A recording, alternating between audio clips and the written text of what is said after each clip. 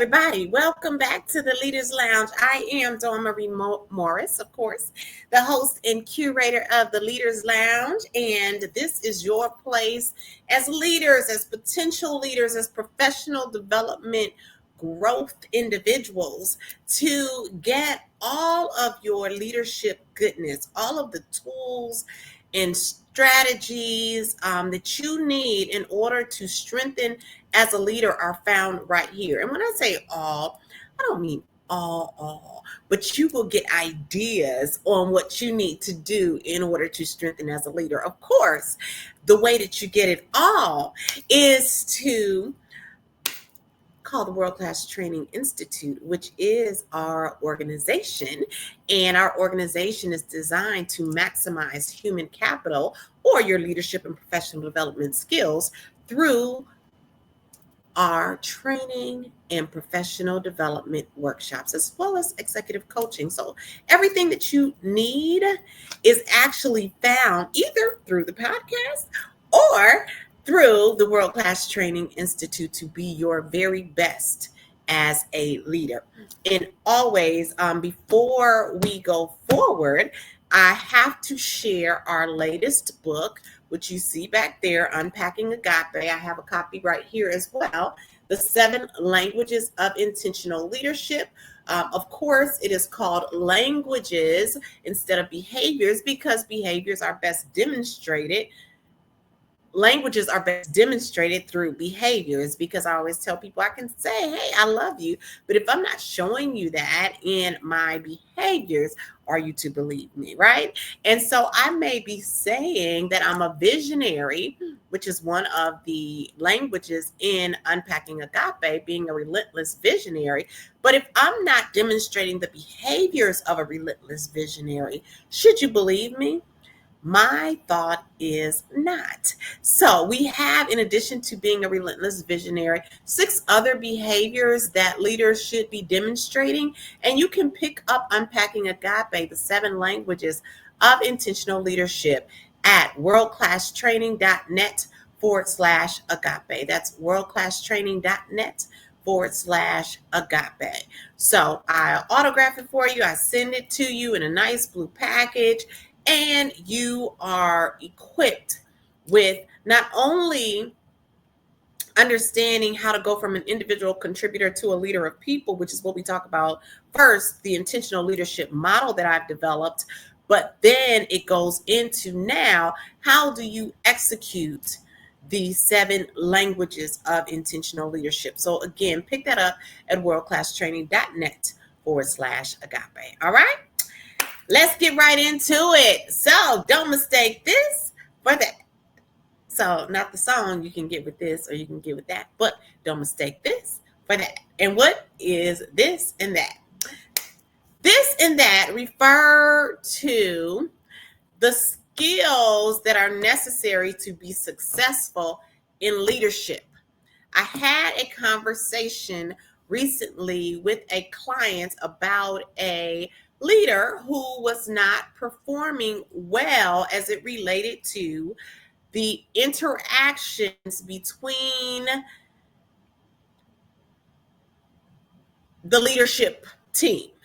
So we did some training with them. We talked about doing some other work, and in our discussions and our debrief, one thing that was brought forth was that, well, I hired this person to be a director. The person had never had any previous experience in leadership, right? First leadership role. The person was highly proficient in the tactical work that was necessary for the role, but had never led people.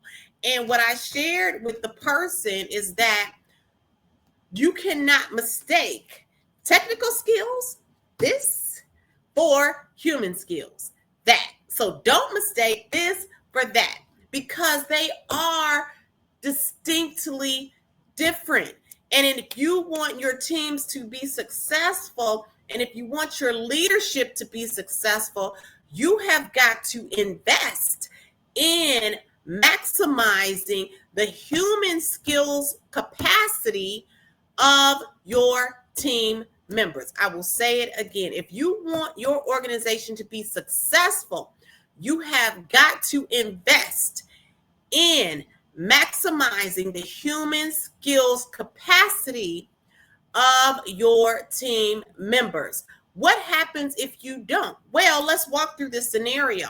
So when someone is hired, for instance, the person who was hired in the scenario I just shared, that person was hired because of technical acumen. So when they get the position, what they have is called legitimacy of the six bases of power. I'm not necessarily remembering those two people who created the six bases of power. I spoke on it about a year ago, but there's something called the six bases of power. So legitimacy is that power that you get by position, also referred to as positional power. So now you have a title, and because you have a title, the people on your team know that they have to be compliant, right? And they will be compliant, but it's a limiting amount of power because you haven't established that you can be productive. You haven't established that you have a vision and you can create something beyond what they already had before you showed up. You haven't shown that you can be collaborative and work with other teams and departments. You haven't shown that you can work intradepartmentally, which was the challenge with this particular person. So there's some push and pull there because the other leader, who is your peer, doesn't necessarily have respect for you because, yes, you have the title, but you haven't demonstrated that you're a strong team player.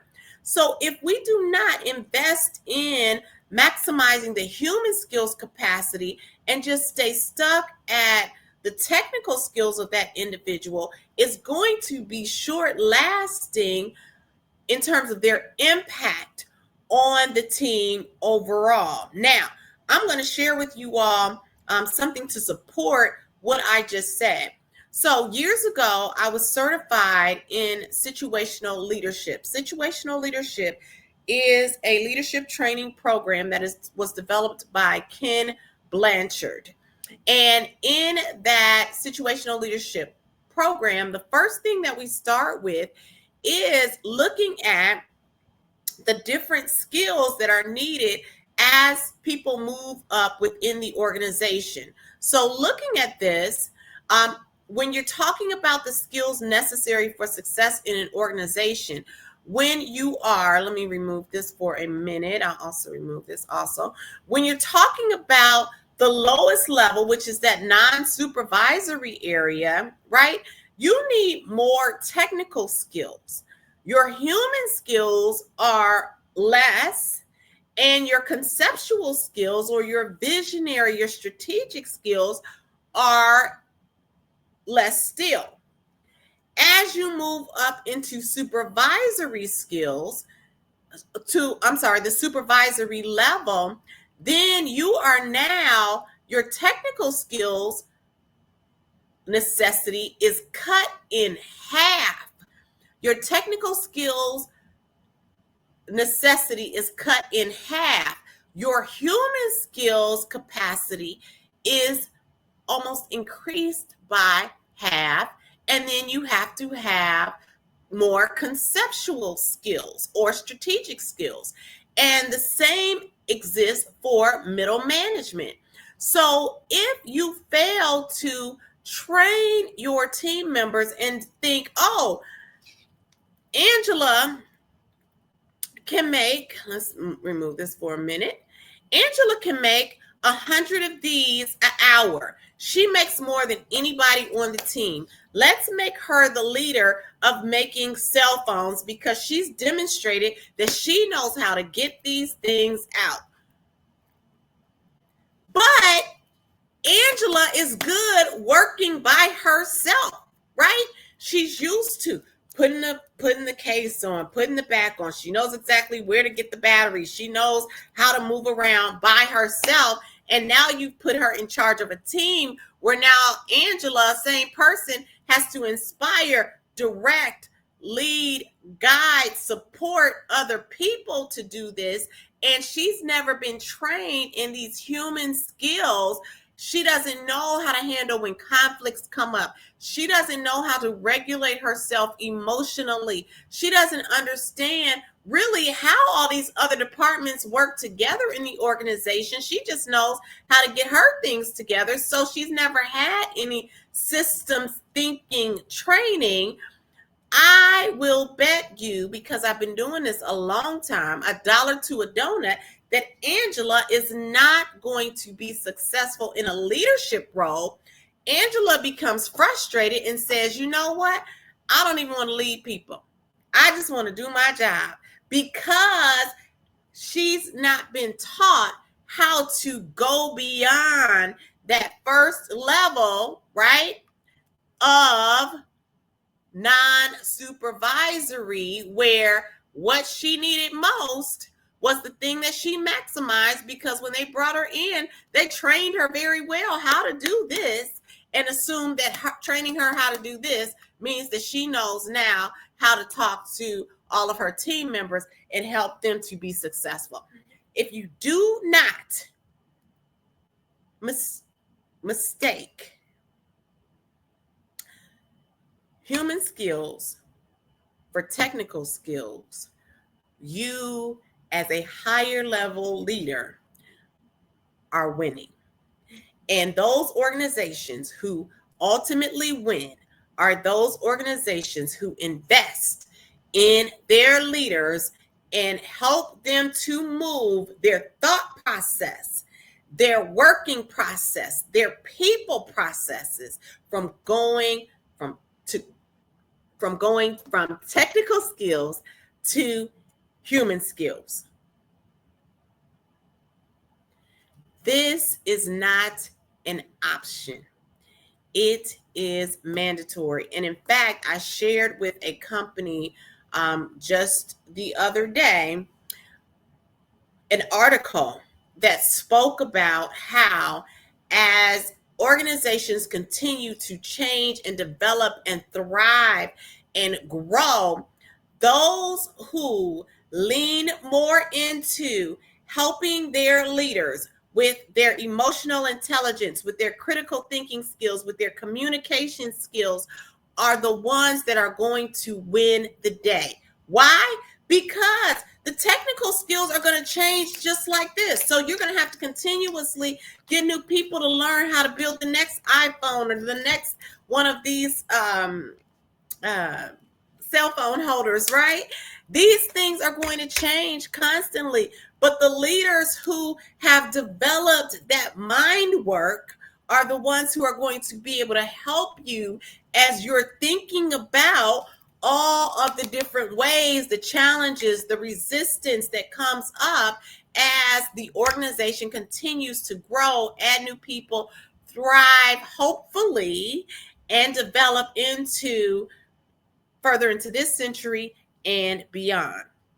So don't mistake technical skills for human skills. And then as you're going to the next level, don't mistake human skills, meaning the ability to work well with people, to collaborate, to handle conflict, with strategic skills. That's another level training.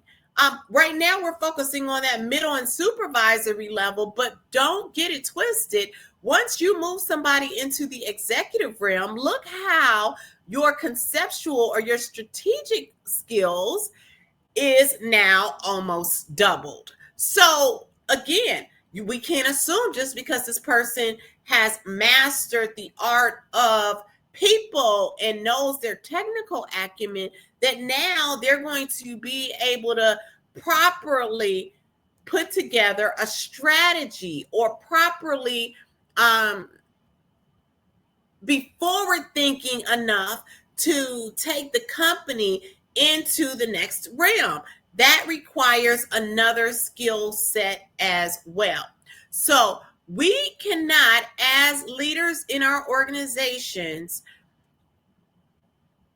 fail to invest in our people. And I'm not just saying it because I am the owner of the World Class Training Institute, where we specialize in maximizing human skills capacity. I am saying it because as a leadership development facilitator of over 15 years, I've seen the difference it makes when companies take the time, take a step back, and just like we have to take and lift some weights so that we can build our physical muscles, right? We have to take the time, take a step back, and build our leadership muscle. And that does require taking your leaders off the grid for a minute, putting their cell phones down for a minute, coming inside of a safe, secure environment, and leveling up. I'm holding up my situational training, my situational leadership book. I was certified in situational leadership.